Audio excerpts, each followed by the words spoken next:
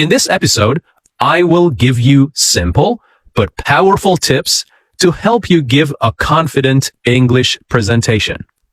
I will show you how to prepare your content, how to practice effectively, and how to control your nerves on the big day. And of course, I will give you useful English phrases you can use in your own presentation. Hello, my friends. Welcome back to English Unleashed. I'm Tom. It's that time of year again. Yeah, it is the back to school season. Maybe you are starting a new school. Maybe you are beginning a new year at university. Or maybe you are joining an English course. This season is exciting, but it also brings some challenges. And one of the biggest challenges for many students is this: giving a presentation in English. Maybe you know this feeling. You are sitting in class and the teacher says, next week, you will give a presentation. Suddenly, you feel nervous. You think, oh no, I hate speaking in front of people. My English is not good enough. Everyone will look at me. I will forget my words. If you feel like that, you are not alone. Even native speakers feel nervous before giving a presentation. Even professional speakers sometimes feel fear before they stand on stage. The difference is this: they know how to prepare, how to practice, and how to present with confidence. And that is exactly what we will learn today. By the end of this episode, you will not only understand how to give a presentation, you will feel ready to stand tall and say, yes, I can do this. Okay, let's begin with the first step: preparation. If you prepare well, you already win half the battle, okay? Preparation makes you feel safe. It is like having a strong map before a long journey. The first part of preparation is knowing your topic. Don't just copy information from the internet or from a book. You must understand what you are talking about. For example, if your topic is climate change, don't only memorize numbers about temperature or carbon dioxide. Numbers are good, but they are not enough. Ask yourself, can I explain the idea simply in my own words? Can I explain it to a friend who knows nothing about science? If you can do that, then you are ready. The second part is making a clear structure.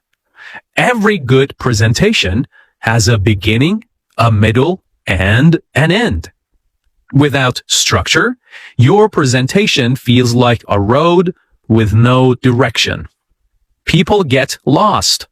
But with structure, your listeners feel comfortable. They know where they are and they know where you are taking them, okay? So how do you make structure? It's very simple. In the beginning, you introduce yourself and your topic. In the middle, you share your main points. 2 or 3 is usually enough. And in the end, you give a short summary and say thank you. For example, you could say, hello, my name is Tom. Today, I will talk about social media. First, I will explain what social media is. Second, I will share some advantages. Third, I will talk about some problems. Finally, I will give my opinion and finish with a short summary. See how simple and clear that is? The audience immediately knows your plan. And when they know your plan, they listen more easily. The third part of preparation is making notes. not full sentences. Many students make the mistake of writing every word of their presentation. Then, on the day, they stand and read from the paper. This is really boring for the audience, and it makes you sound like a robot. Instead, just write keywords, notes, short phrases. That way, you remember your points, but you still speak naturally.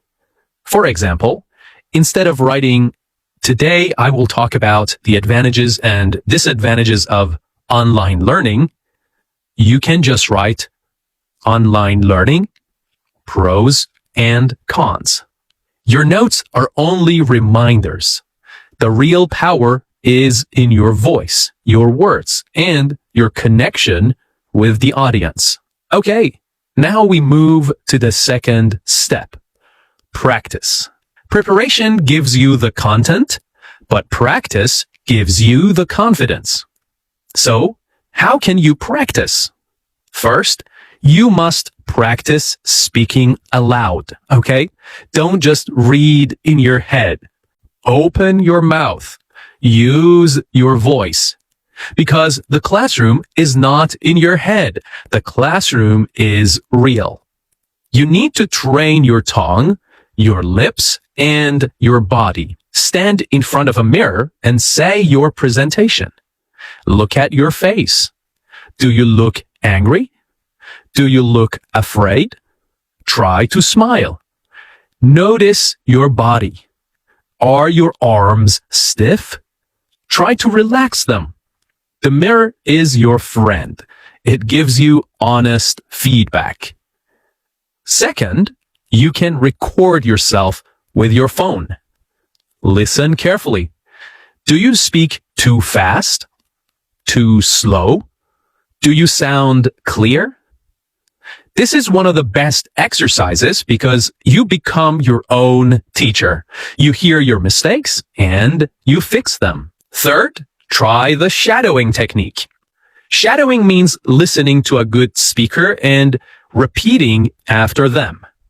You can find short presentations on YouTube or TED Talks.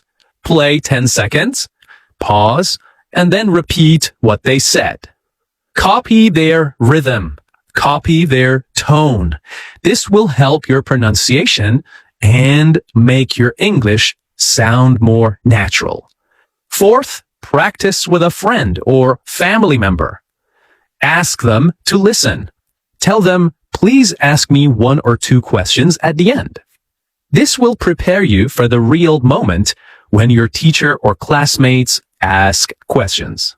And remember, you don't need to know every answer. It's okay to say, that's a good question. I don't know now, but I will check later. The more you practice, the more confident you feel. Confidence is not magic. It is practice. Now, let's talk about the actual day of your presentation, the big day. You enter the classroom, everyone is watching you, and you feel nervous. What can you do? First, breathe deeply. Before you start, take one deep breath. Inhale slowly. Exhale slowly. This sends a message to your body. Calm down, okay? Second, stand tall. Do not hide. Do not look at the floor. Stand straight with your feet apart. This makes you look confident, even if you feel nervous inside. And when you look confident, you also start to feel confident. Third, smile and greet. A smile is powerful. It makes your classmates relax and it makes you feel more positive. Begin with a simple greeting. Good morning, everyone. My name is Tom. Today, I will talk about... Okay? Fourth, use simple sentences. Many students think they must use very advanced English to impress the teacher. But often, simple English is better. It is easier for you and it is easier for the audience. For example, instead of saying the consequences of social media usage are multifaceted and sometimes detrimental, you can say social media has many effects. Some are good and some are bad. As easy as that. So, clear English is confident English. Now, a presentation is not only about words, it is also about body language and voice. When you speak, try to look at the audience, not at the floor, not only at your paper. If you are nervous, look at friendly faces or look just above people's heads. It looks like eye contact, but feels easier. Use your hands naturally. Don't put them in your pockets. Don't cross your arms. If you don't know what to do, just let them rest by your side. Your voice is important too. Don't speak too fast. Many nervous students speak like a train, okay? Slow down. Make pauses. Pauses are powerful. They give your audience time to think and they give you time to breathe. Also, try to change your tone. If you speak in one flat voice, people get bored. Show some energy. If something is important, make your voice a little louder. If something is serious, make it a little slower. Okay, now let me give you some practical phrases you can use in your presentation. For starting, you can say, "Good morning, everyone. Thank you for being here." Or, "Today, I would like to talk about," or, "My presentation has 3 parts. First, I will talk about," second, "I will explain," and third, "I will talk about." Now, for moving to the next point, you can use these 2 phrases. Now, let's look at the second point. Or, next, I will explain. Okay. For giving examples, you can use, for example, or one clear example is, and for concluding your talk, you can use these phrases. To summarize, we have seen that, or, in conclusion, my opinion is, and finally, you can say, "Thank you very much for listening." These simple phrases are like tools. Use them and your presentation will sound organized and professional. Okay, my friends. In this episode, I talked about preparation, practice, staying calm on the day, using body language, and useful English phrases. Remember, confidence is not something you are born with. Confidence is something you build. Every time you prepare, every time you practice, every time you speak, you become stronger. Thank you so much for joining me today on English Unleashed. I'm Tom, and I hope these tips help you feel confident for your next presentation, whether in school, in university, or anywhere in life. Until next time, keep practicing, keep learning, and keep believing in yourself. Bye for now.